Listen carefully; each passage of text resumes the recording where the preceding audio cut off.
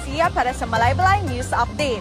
Gisaulog sa City Government of Malaybalay ang ika-128 Philippine Independence Day diri sa Plaza Rizal Park.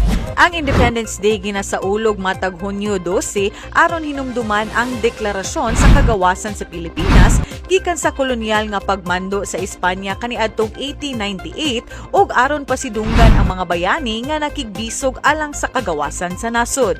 Gisugdan ang programa pinaagi sa flag caravan o ceremonial flag racing nga gitambungan sa mga opisyal sa syudad, mga ahensya sa gobyerno o nagkadaiyang organisasyon. Kabahin usab sa kalihukan ang simbolikong wreath laying, 21 gun salute, panunumpa og pagpupugay sa watawat, ingon man ang mga kultural nga pasundayag nga nagpakita sa pagka-Pilipino og patriotismo.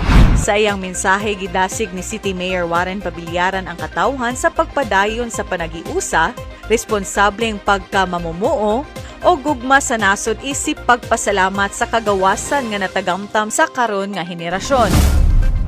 128 Independence Day, ang ako lang, upat lang kabutang. As a Filipino, we must be informed ourselves. Trabaho ginato, di na ta maghulat o naay muduol sa tuwa, i-remind ng anong igugmao na tong Pilipinas. Next, be involved in the government.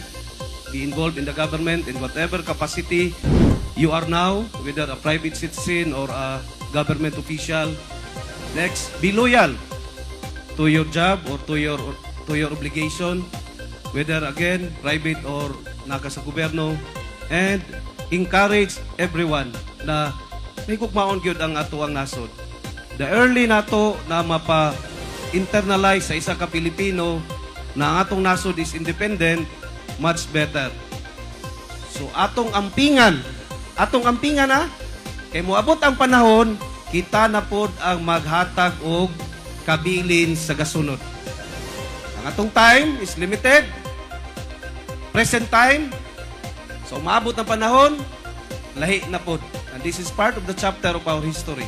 We are just part of the entire history. Nawa ta kabalo og hantod aha mo paingon.